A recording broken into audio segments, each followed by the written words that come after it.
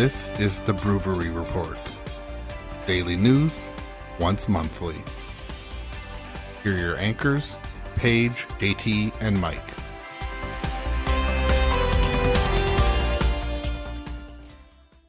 Hey everyone, and welcome back to the BrewVerie Report.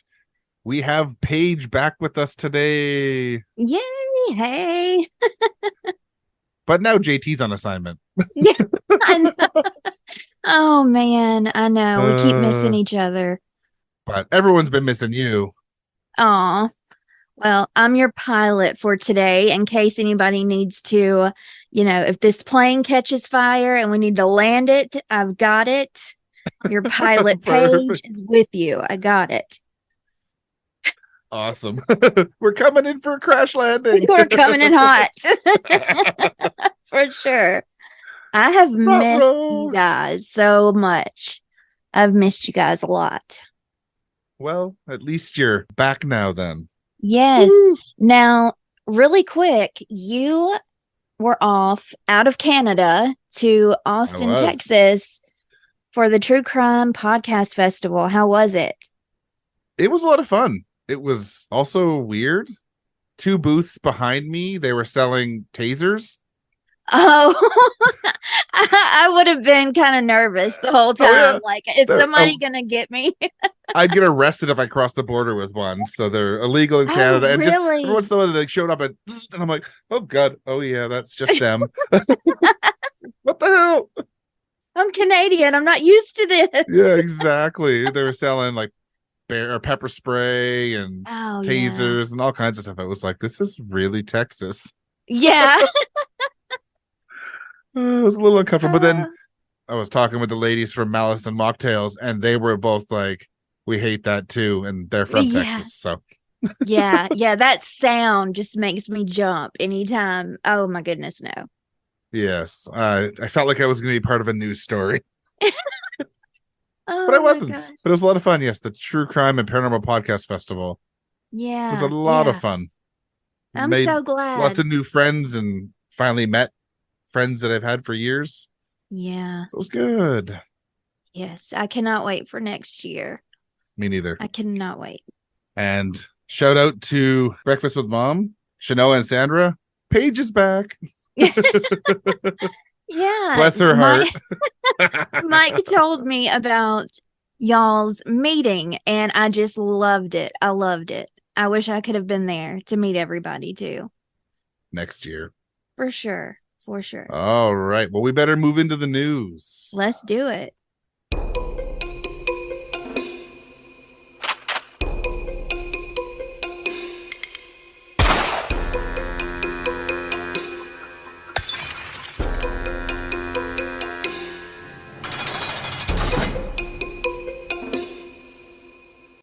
So in Oakland, California, they've got some real big problems out on the water.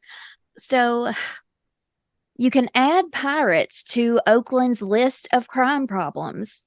This ABC7 reported that boat owners at Jack London Square told the San Francisco Chronicle that thieves are arriving in small boats and using bolt cutters to break into other boats. They are stealing engines, tools, life rafts. And this has just been going on it's been going on a while. And, the pirate thing is just, it's a big problem right now. Yeah, no doubt. That's brutal. Yeah. And I misread this earlier. I actually thought this said the Jack Sparrow Square because I was reading it so fast and I was like, oh, you're kidding. I was like, cannot be. It should be. Why is the rum gone? Yes. Why is the engine gone? I can't believe it. People are saying they're waking up and their stuff is just gone. Yeah. And that's wild. Yeah. So bizarre. Yeah. Little less funny, but United States has mass shootings, and this one, life in prison, no parole for 15 years for North Vancouver mass stabbing killer. Whoa. Yeah. So more than 2 years after a man went on a stabbing spree in North Vancouver, BC, killing one woman and injuring several people, the 30-year-old has been sentenced to life in prison. Yannick, I do remember hearing about that because that is what a lot of people started saying, like, look, even if we ban guns, people are still, going to be, and I'm just like, do you see the difference in numbers though? That's the importance here. Well, this one person was killed. Yeah. Yeah. But yeah, Yannick Bandago, something like that. I don't know. Wow. Will have no chance for parole for 15 years, as recommended by both the Crown and defense. A judge ruled Thursday. Interesting too, the defense also recommended that. In May, he pleaded guilty to 1 count of second-degree murder, 5 counts of attempted murder, and 1 count of aggravated assault, waiving his rights to a trial that was scheduled to last 10 weeks. Wow. The charges were related to a mass stabbing in and around Lynn Valley Public Library on March 27th, 2021, in which a 20-year-old woman was killed and 6 individuals were injured. He also had self-inflicted wounds when he was arrested. And I'm just going to confirm. I think I was near there. Yeah, when that happened. This seems like yesterday. Like it seems very, very fresh in my mind. And where did this happen? I was it's North Vancouver, so it's just across the inlet from Vancouver. And I'm pretty sure I was hiking up in that area that day. Was it at a store or was it? I know it was outside of the public library. Oh, wow. And then he continued down the road stabbing people. Jesus. Yeah, so the charges were related to a mass stabbing in and around the Lynn Valley Public Library on March 27th, 2021, as I said, in which a 20-year-old woman was killed and 6 individuals were injured. The minimum sentence for anyone convicted of second-degree murder in Canada is life imprisonment. For the attempted murder charges, the judge determined an 8-year jail sentence was appropriate for each. But again, in Canada, they're not consecutive, they're concurrent, so yeah, they don't add up. Man. So it says, when determining parole eligibility, the judge pointed to the guilty plea, reasoning it prevented victims from having to go through a potentially traumatizing trial in which they'd be forced to relive the horrific day. So yeah, there's lots more to the article, but good thing he'll be in jail for quite a while. Yeah, off the streets for a while at least. I mean, it's not long enough for our liking, but but it's, at least. But again, he doesn't get out in 15 years. He just starts to get parole in 15 years. Yeah. And maybe he'll get denied. Yeah, maybe he'll get denied. Exactly. So as I was looking for some crime stories, I was trying to find some that were lighthearted, but what I am seeing a lot of are more people either faking their murders or faking their, going missing. Oh, geez. Yeah, I've seen some of that. There's been a couple, and I'm like, okay, this has started kind of a quote unquote trend, for lack of a better word. Like, yeah, not a good trend. Know. No, I don't know what's going on with people, but they've lost it. I think they lost it a long time ago. Oh, yeah, I agree. Agreed.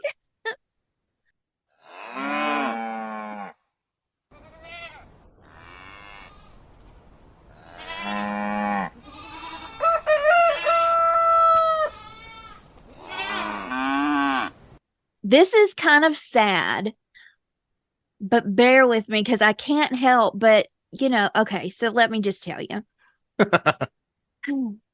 This manatee named Hugh was living at the Moat Marine Laboratory and Aquarium in Sarasota.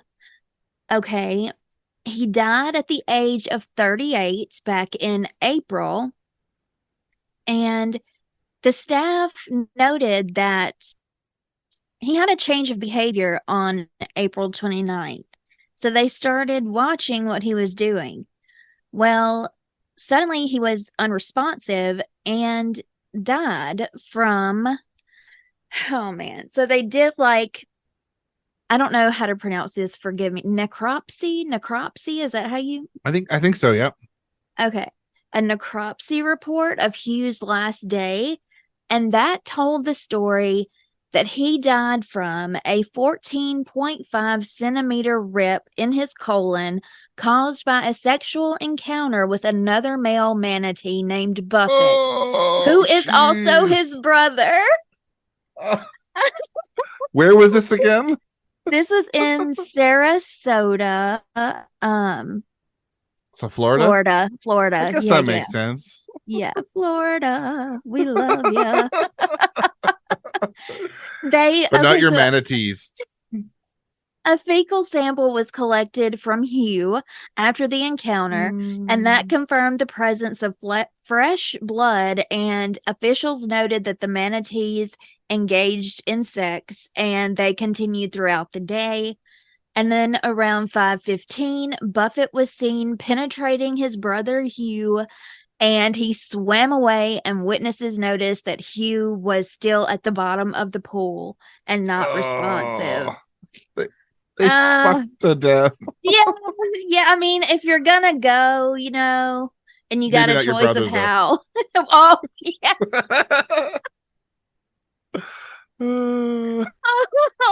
Oh man. Get the banjos out. Yeah, you got me banjo. On that one. Ding ding ding ding ding ding ding. Oh my god. Oh wow. Poor Hugh. Rest in peace. Poor Hugh. That is so awful. Justice for Hugh, man. Yeah. Get Buffett under control. Oh man, I'm surprised they're not going to put him in jail for 100 years. Or tase him to death, or like, the things they do to animals. Ugh. Right? What you got, Mike? Nebraska man pulled over after massive bull spotted riding shotgun in his car. Oh my gosh, do you have a picture? Yes. Is there a picture? Oh yes, man. There is. There's a video too, but I'll just send you the picture. Oh wow. Okay, I'm trying to picture a bull in the front seat, and I can't. No way. Y'all have to look at this picture. Oh wow. Video has captured police in eastern Nebraska pulling over a driver who had a massive bull riding shotgun in his car. The bizarre traffic stop carried out by the Norfolk Police Division happened Wednesday morning after authorities received a call of a man driving eastbound on Interstate 274 with an animal on board, according to News Channel Nebraska. Let me ask you, does it look like to you, or okay, so it looks like they cut the whole side of the roof and windshield out. Yeah, here we go. There's another one here. Yeah, they did for sure. Wow. That is insane. So, quote, the officers received a call referring to a car driving into town that had a cow in it. It's more than a cow. Oh, yeah. I mean, how did you think you were not going to get pulled over? You cannot see to your right at all. There is no way you can see anything. I just love the quote continues. They thought that it was going to be a calf or something small or something that would actually fit inside the vehicle. So they got there and like, holy shit. That's what I thought. And when I was thinking, okay, this has got to be a baby bull, right? Like, I don't see how. No, this is huge bull. Big, almost bigger than the car bull. Yes. The horns alone are about as long as the car. I think they're wider than the car. For sure. Jesus. The name was a Watusi Bull. So it's a Watusi Bull named Howdy Doody. Oh, stop. It appears the bull, whose breed can weigh up to 1,600 pounds, according to the beef site, only was able to fit into the vehicle after parts of the car body and windshield were sawed off and a platform was installed in the passenger side area. I mean, a lot of thought and effort and time went into it, that's for sure. Yeah. I love the fact that they just wrote him a couple strong warnings. Yeah, I mean, gosh. There were some citable issues with the situation. The officer chose to write him a warning and asked him to take the animal back home or leave the city. Yeah. I mean, no, that is unsafe driving. Oh my gosh. And did he come from out of town? Because now he's got to make it all the way back to wherever he came from without getting arrested or getting stopped. The bull also appears to have defecated over the back windshield of the car. Ew, God.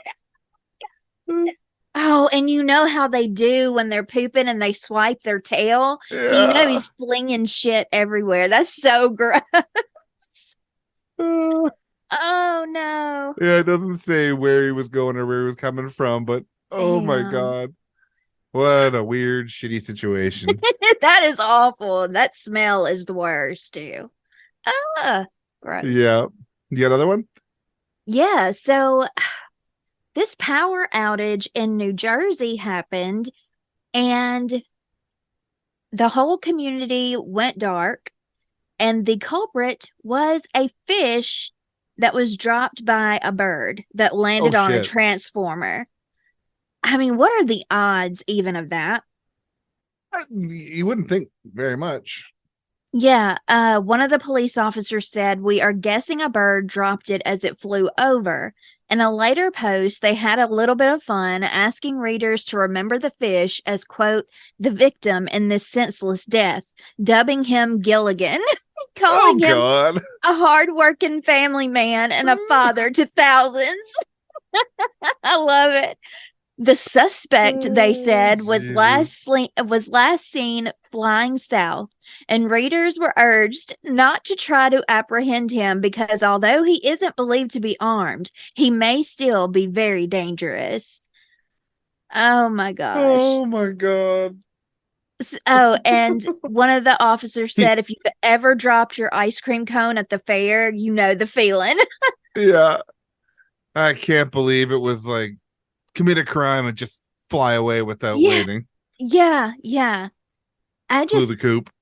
You know, it's like that woman though, where the hawk flew over and dropped the snake onto her. It wrapped around her arm. Did you see that? No, I didn't. Oh my gosh! And then the hawk came back down and was trying to get the snake off of her arm and completely ripped her arms to shreds. Oh no! I mean, oh God, just like. It makes you scared to go outside because, like, the freakiest things can happen. Yeah, no shit, right? I mean, what are the chances of a fish landing on a transformer, like, out of a bird's mouth? That's wild. That is crazy. I would have went with the name Wanda, a fish called Wanda. Yes. I like Gilligan, but Wanda would have been great. I love that. Yeah. Well, I guess that Gilligan caused an island of power outages. So it's true. That is so true. All right. I got another animal one here. All right. So the title of the story is, can you spot the difference about this baby giraffe? U.S. Zoo celebrates its monochrome marvel. So I will send you a picture here, Paige. Okay. Everyone else will have to go to our sources to see it.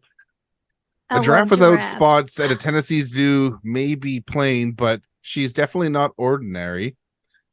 The female reticulated giraffe was born on July 31st at the family-owned Bright Zoo in Limestone, a rural community in northern Tennessee. David Bright, one of the zoo owners, said the plain brown animal is a rarity. My gosh, I've never seen it before. And it's, you know, what's funny is now that you see, like, at this height, kind of looks like, resembles a horse or something like that. But it's so weird to see them not spotted because they kind of look so different. So it says research found another giraffe that was born without a pattern in Tokyo in 1972 and two others before that. So seriously rare. Wow. So the spot serve as camouflage for giraffes in the wild. The yet unnamed baby is healthy and on display at the 41-hectare zoo along with her mother. So she doesn't have to worry about predators because lives in a zoo, but probably wouldn't live as long out in the wild. No, and I was also wondering about the health because, you know, when animals come out with like either really blue eyes or they're plain white, they can have like either sight problems or whatever. So I was wondering, like, is there anything? Is he all good? Yeah, sounds like they're all good. Does say here, we believe that giraffe numbers have dropped by about 30% in the wild in the last 30 to 35 years. However, we are also seeing the conservation efforts are making a difference.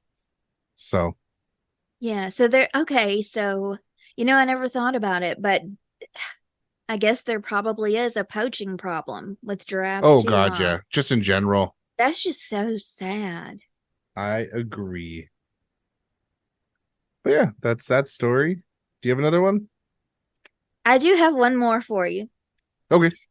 All right. So this I actually love, even though I know it had to be terrifying. Like I cannot imagine, but watching from afar, I'm like, Yeah. this is kind of cute and funny, but not really. So in California, this man was out boating with his friends and he got like a alert on his phone from his Ring camera and it was detecting motion in his living room. So he checked it and he saw a humongous black bear inside his apartment.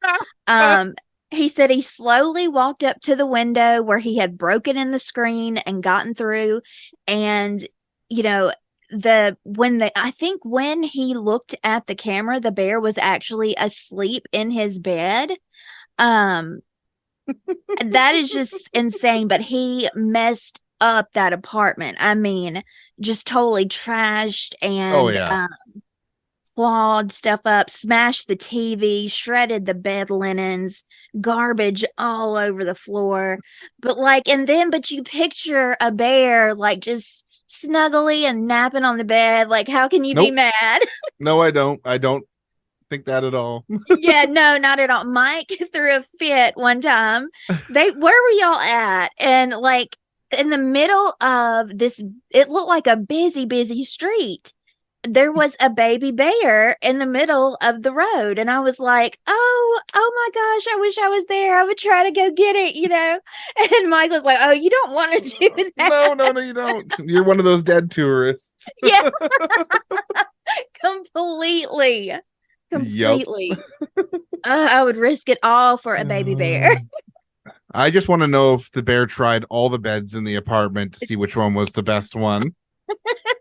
It would One be was too hard, one was too soft, and it one would was be a just right. missed opportunity if the bear did not do that. Like he's Yeah. heard about Goldilocks. Come on. Which porridge was right, damn it?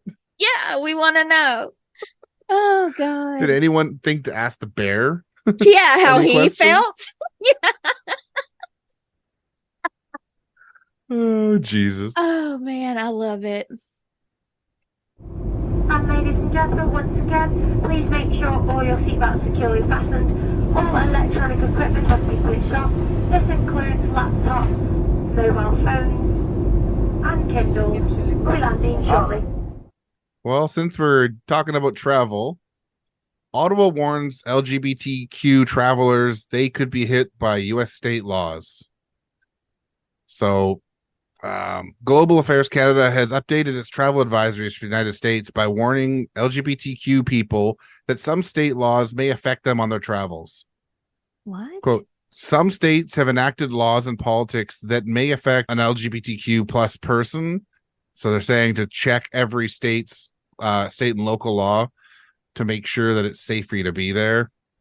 Now, what laws exactly? Is this more like gotten Florida and unfortunately a lot of southern states are enacting a lot of really anti-trans, anti-LGBTQ. That's what I was gonna say. Is Yeah. this like more towards the T of It's all over the place. Like Florida is becoming a really Wow. unsafe place for anyone that's in the spectrum of LGBTQ Oh plus. my gosh.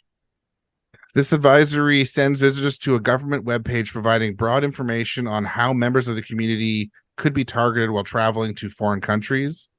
That advice tells travelers to be aware of laws that criminalize same-sex activities and relationships or target people based on their sexual orientation or gender identity.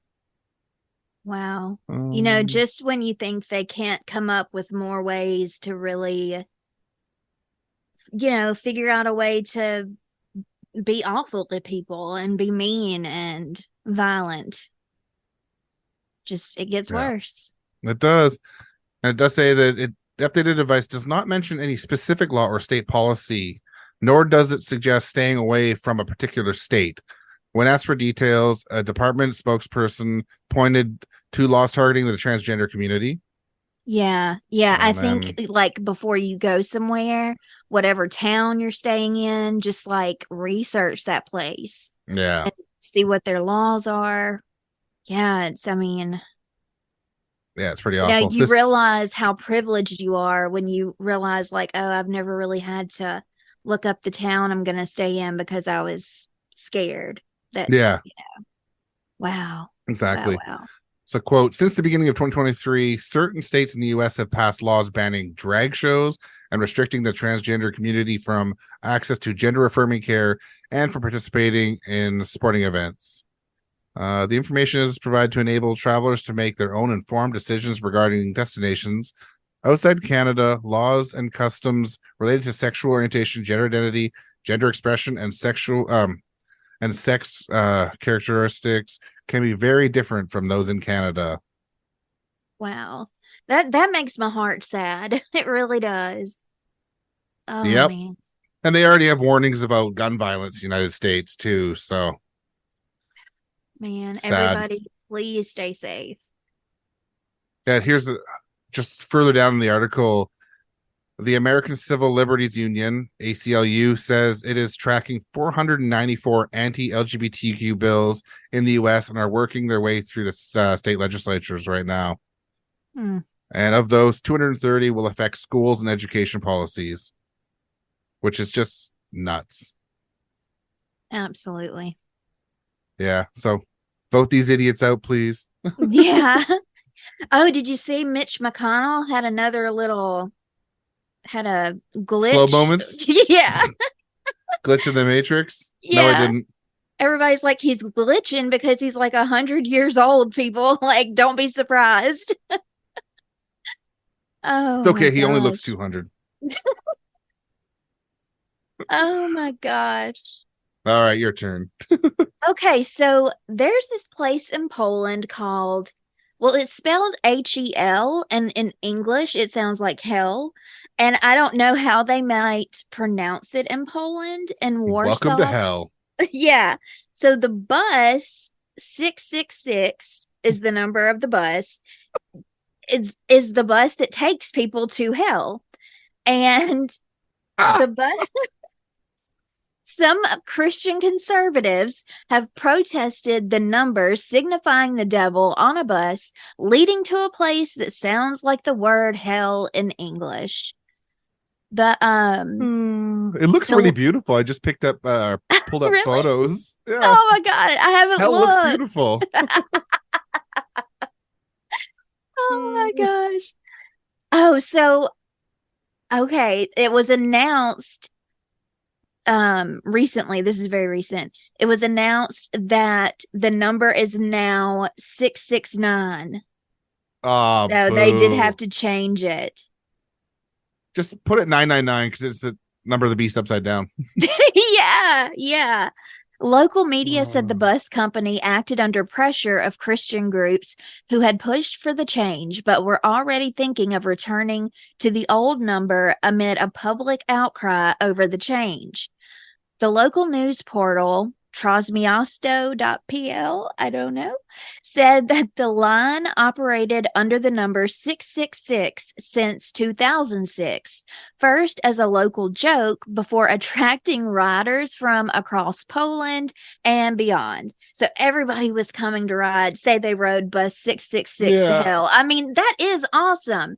And that's going to bring in, more money too. Yeah. I swear they should, as they arrive in the town of hell, it should just be welcome to hell. Yeah. Like, I hate to say it, capitalize off of it. Make some money for your community or whatever, I mean, so yeah. I just sent you a picture there, Paige. Oh, okay. Yeah, I gotta see what hell looks like. It's my kind of hell. Okay, here we go. Oh, wow. Yeah, I want to go to hell. Right? That's really pretty. That's really pretty. Yeah, I love it. So yeah, I guess it's bus 669, which is very boring, and they're gonna lose a lot of people, Well, Oh, if that anyone in sucks. Poland is listening that's works for the government, 666 is the way it should be. Change that bullshit. Or if you drive Uber in Poland, put 666 on your car and take people to hell, baby. Highway to hell. Let's go. Yeah. Poland, me and man. Paige are not coming unless you put that bus back in service, damn it. Do it. Oh my God. I love it. Probably not going to hell anyways. I don't believe in hell. I'm afraid being famous isn't the same as being a true hero. That's a wrap, ladies and gentlemen. Please clear the set. That's a wrap.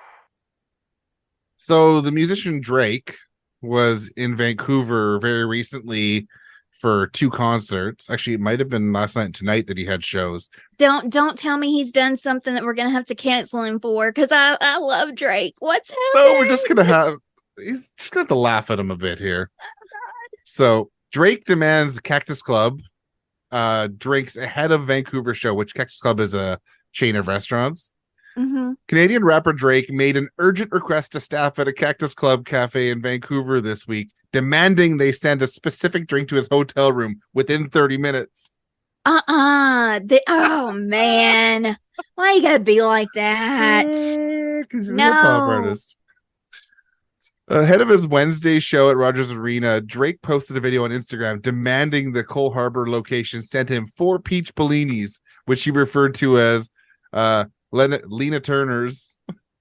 Oh my gosh, dude, it's not that serious. The singer said he was unable to find a table to stop by for a few drinks at the restaurant on Tuesday, as the quote-unquote fans were showing a lot of love, so he had to find a way to get his fix. I mean, in a way I get it, but you don't just demand it. Like, you can call and ask. Like, I don't know. I don't get it when celebrities do that. Yeah. So, quote, you got 30 minutes to send 4 of those peach leans over to my hotel room right now, he said. This is my last show in Vancouver. I need to juice up. Oh, my Lord.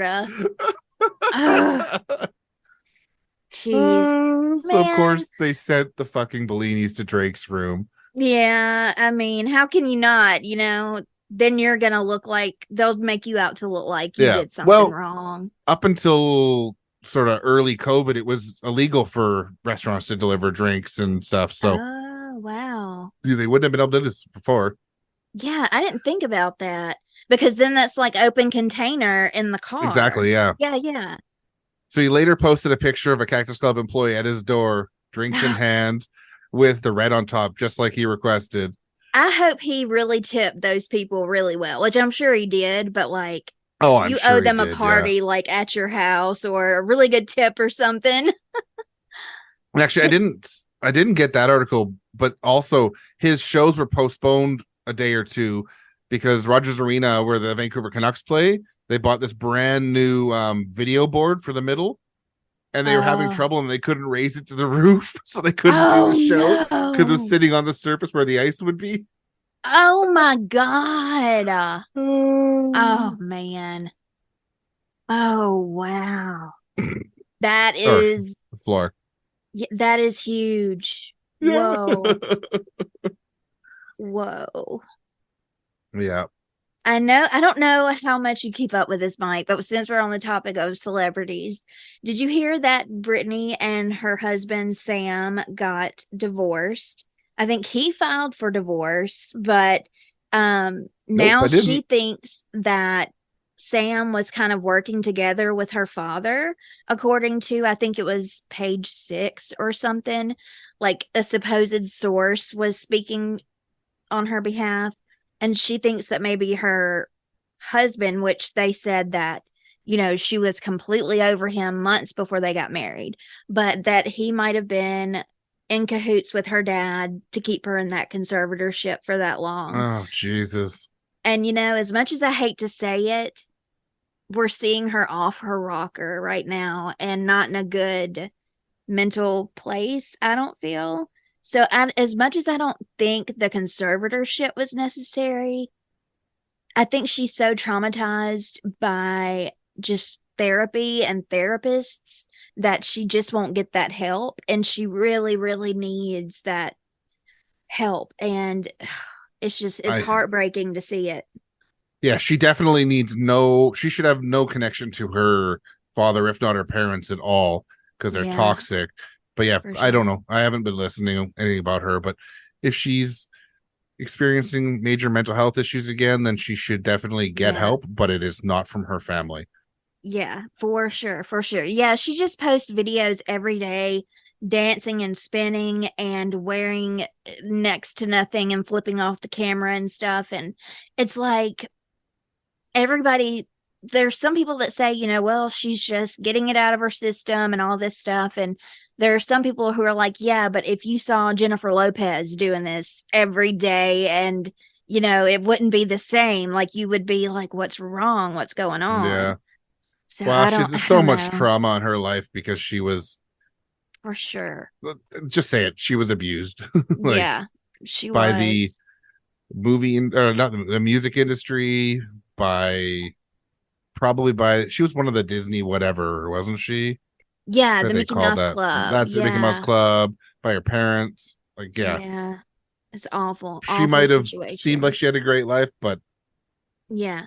Well, see, now though, since she's not with her husband anymore and they're divorced, we've been not seeing pictures of her out and about really at all. But now that she's divorced, we're starting to see her go out, there was one where she was at a chicken place or something. So it's like, okay, it looks like she's actually free now. So we'll see. We'll see. Fingers crossed. Yeah.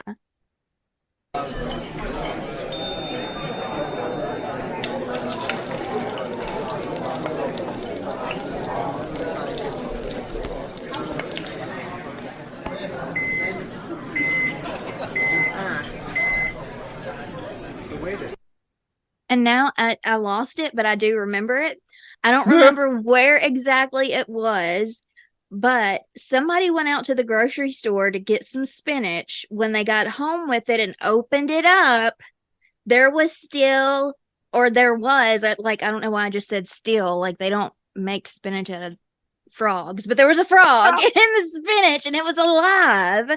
Weird. And, oh my gosh. And they were on the news and stuff. But yeah, I mean, that is crazy. But the little family owned place that makes the spinach and packages it and everything, they were like, well, we're still going to be delivering fresh spinach and all this stuff. And I'm like, yeah, it's extremely fresh if you're just not even looking that you have picked up a frog. Yeah, no doubt, right? Oh man, that makes me so happy. bad. Yeah. Oh my gosh. So that's my food. I mean, disgusting. That's kind of a fun one. Yeah.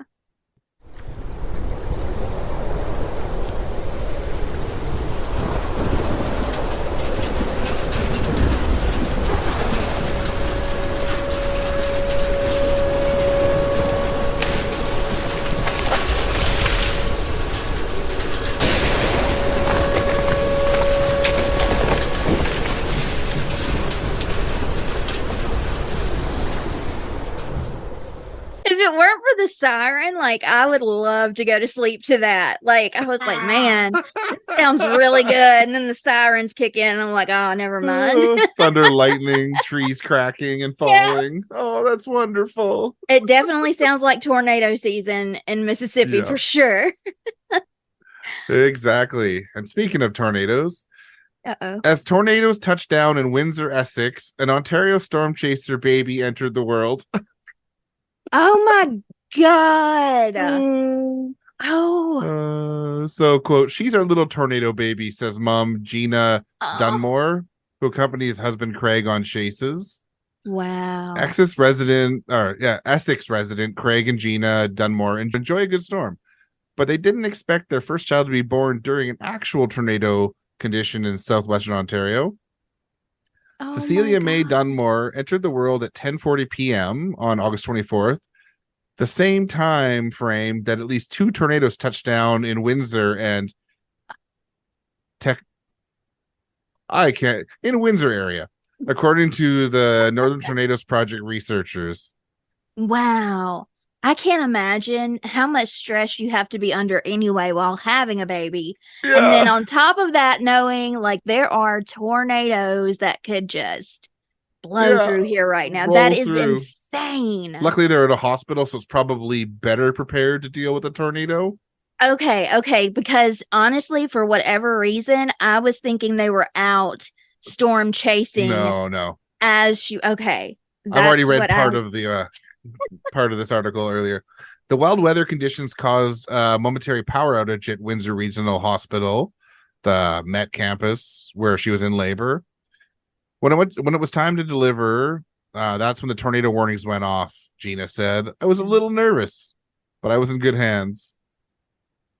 Yeah. Craig said he tried to devote his attention to his wife and the birth of his daughter, but there's no ignoring the phone alerts issued by the Windsor Essex region by Environment Canada's tornado warning system. You're trying to give birth and all you can hear is beep, beep, beep, beep, beep. it's like, oh my God, make it stop. So, quote, we were getting really close to the time to push and the storm was just rolling in. No. We had the window shades open and we could see the lightning, Craig said. Oh, that's just fabulous. Let's make her have a heart attack, for God's sake. Yeah, it's a quote. Everyone's phone started going berserk with the tornado warnings coming in, and they told Gina to start pushing. God. So thankfully, the path of the two confirmed tornadoes were some distance from the Met campus of the Windsor Regional Hospital.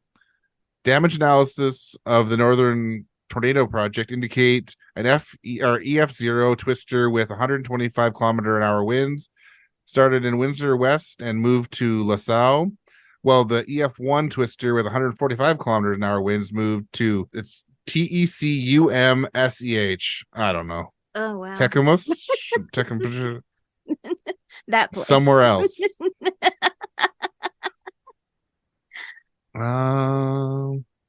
It's funny. Delivery of Cecilia went relatively quickly with no complications except for one. Clocks were incorrectly reading 12:01 a.m. due to the blackout. Oh, no. So everyone in the delivery room was laughing, it said. Oh, man. That is crazy. And then circumstances of Cecilia's birth were particularly ironic, considering Craig's favorite pastime. He's been a storm chaser since he was a teenager. Wow. Actually, it's also kind of funny because he's a power line technician.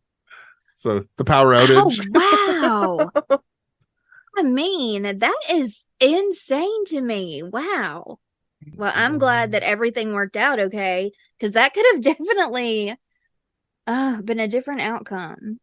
Oh, and it says that they've started outfitting Cecilia in tornado-themed clothing. Oh, how precious. So Tornado that's that story. baby. I love that. Yep. She's going to be a twister. Yeah, little twister. I love that.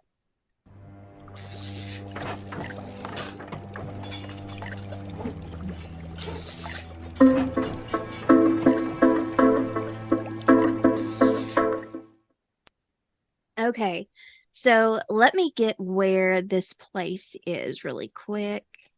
This is in Australia, Canberra. Canberra. Okay. Sounds reasonable. This woman was admitted to the hospital after she had been experiencing forgetfulness, and it was getting worse. Her depression was getting worse over like a span of 3 months. I mean, she was going downhill, and she went and got some brain scans, and these scans were showing that there were a lot of changes in her brain. Ruh-roh. Yeah. A year earlier, she was admitted to her local hospital in southeast New South Wales with symptoms including abdominal pain, diarrhea, a dry cough, night sweats. And then she had a brain biopsy, which was expected to uncover a cancer or an abscess, tumor. Okay, so the surgeon was performing a biopsy through a hole in the 64-year-old patient's skull at Canberra Hospital last year when she used forceps to pull out something that was wriggling around, Ugh. measuring 8 centimeters or 3 inches. It was a worm. It was a worm. Gross. Those are supposed to be in your intestines and stuff, not in your brain. Yeah, I noticed. Oh God, it freaks me out. That's disgusting. I'm gonna have nightmares about that. Yeah. So let me tell you how this actually happened. Like, it's very unsettling to me. This is a type of Australian roundworm, and before this, nobody knew that it could infect a human being. Ugh. These worms are commonly found in carpet pythons. So she had a humongous lump in the frontal part of her brain, and that's why they were like, okay, let's go in and do an autopsy. I mean, not an autopsy, Jesus Christ, a biopsy. Yeah, totally different thing. Let's not do that. Let's not get that Living extreme. autopsies are not usually recommended. Oh God. Oh, Jesus Christ. I'm not dead yet. So after the surgery, though, she was okay. She was given anti-parasitic drugs, and she has not been to the hospital since. And her depression and everything has gotten better. Like, she's not cured or anything, but like she nowhere near how she was. So the worm's eggs are commonly shed in snake poop, which contaminate the grass that are eaten by small mammals. And so this woman lived right beside a carpet python habitat, and this native vegetation called warrigal greens, which people cook. So apparently she had eaten some of these greens, and that's how it happened. Wash your veggies and cook them well if they're cookable. Please, people, because this has put a fear into me. Like, how many other animals could this possibly happen from? With these, oh my God, that that's gross. Makes my brain itch. Like, my head is just like, Yep. Oh man. Yeah. All right. Well, this one's not as gross. Okay, good. India becomes 4th country to reach the moon as spacecraft lands near lunar South Pole. Yes, I actually did hear about this. First news thing that we've talked about that I've actually heard of. But yeah, that's so cool. But that's not United States. Yeah. India on Wednesday made history as it became the first country in the world to land a spacecraft near the moon's South Pole, an uncharted territory that scientists believe could hold vital resources of frozen water, and the 4th country to achieve a moon landing. That's so awesome. Yeah. So a lander with a rover inside touched down on the lunar surface at 6:04 local time, sparking cheers and applause among the space scientists watching in the southern Indian city of Bengaluru, I think. Yeah. After a failed attempt in 2019, India now joins the United States, the Soviet Union, and China in reaching the milestone. We probably could just call it Russia now. Yeah.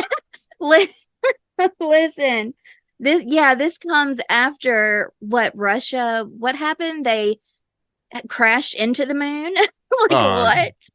Not surprising. That is so awesome, though. Go India. So Indian Prime Minister Narendra Modi watched the historic landing from South Africa, where he's in that BRICS Nation Summit. That's about it, really. So cool. Many countries and private companies are interested in the South Pole region because it's predominantly shadowed, and the craters may hold frozen water that could help future astronaut missions. Oh, wow. The 6-wheeled lander and rover module of whatever this lander was called is configured with payloads that would provide data to the scientific community on the properties of lunar soil and rocks, including chemical and elemental compositions. Okay, well, I have probably a dumb question. So if they took some of that frozen water, like the ice, I suppose I guess If you they could find call it, yep. Yeah. Okay, and they let it thaw out. Oh my gosh, you could actually have moon water. Yep. And I wonder, is it fair to say, like, what is actually in moon water? Do we know what? Well, if we call it water, it would be H2O still. Yeah. Okay. Well, I didn't know, like, if things were like different on the moon, like I don't know if something would make it like not safe. If we called it water, it would just be H2O. Yeah. If it was something else, it would just be whatever it is. Yeah. And it looks like Japan also plans to launch a lunar lander. Yeah, so that's basically it. But good on India. Super cool. Heck yeah. All right. Well, that's probably good. Yeah. That was so fun. It was. Well, we hope you enjoyed this BrewVerie Report. And while JT's not here, Paige is back. Yeah, and I hope to be here next time with JT and Mike for sure. Everybody back and not on assignment and all that good stuff. That'll be fun. She's alive. Yeah. So make sure you behave or fuck around and find out. And you might find yourself on next month's BrewVerie Report. For all the sources for this episode of BrewVerie, head to Reverie True Crime Podcast or Brew Crime Podcast's feeds on your favorite podcast host. This has been a production of Brew Crime Podcast and Reverie True Crime. Man, I missed hearing that.